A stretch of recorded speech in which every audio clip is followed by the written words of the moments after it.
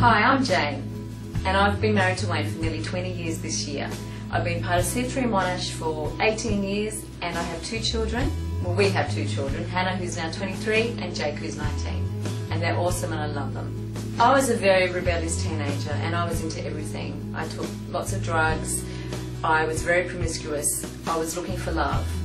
I was deeply insecure and very broken. I walked into C3 Oxford Falls, well back then it was DY, and I was still raging around partying hard, and I went to church and I loved it because it was so lively and fun and lots of young people, and I've really fitted in.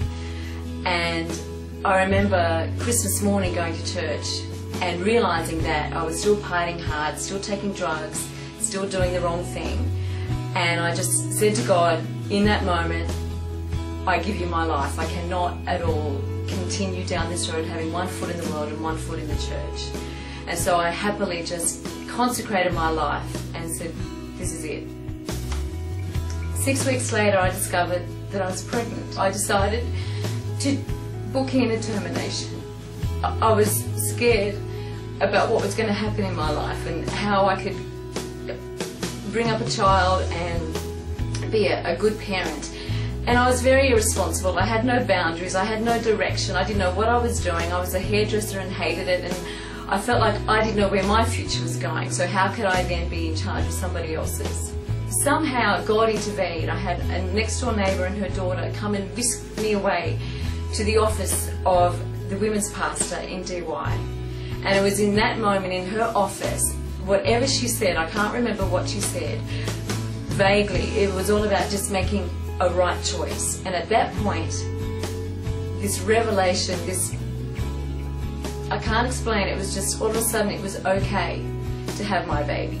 And I walked out of that office thinking, it's all good, God's going to be with me. And from then on, I felt absolutely at peace.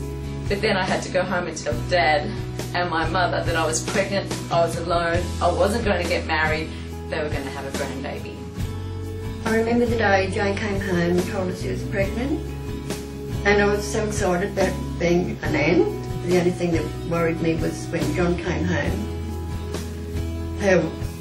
who was going to tell him and what we were going to say.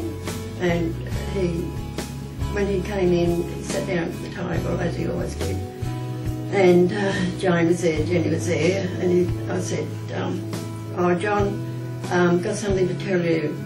I've got cancer. And he looked, I said, no he hasn't. No I haven't, Jane's pregnant. He was literally devastated, and he looked at me and he said, did you know about this? And I said, no. And he said, and what are you going to do about it? And I said, well, good things will happen, good things can come out of all this. And he said, who's going to take care of everything? I said, God will, we all will, God will. And I just went and got my knitting needles out and started doing baby step clothes. He wouldn't speak to us for quite a few weeks. One night there was a bit of argument going on, and Jane grabbed her car keys and rushed out the door and said she wouldn't be back. She said to him, I'm going now and I won't be back, you won't be seeing me again. As everyone knows now, the day Hannah was born, it turned his life around. When we were going, he went up to the nurse's station and said, will you make sure our baby's okay? Don't let anyone near her, don't let anyone touch her. Because he had the hospital staff laughing.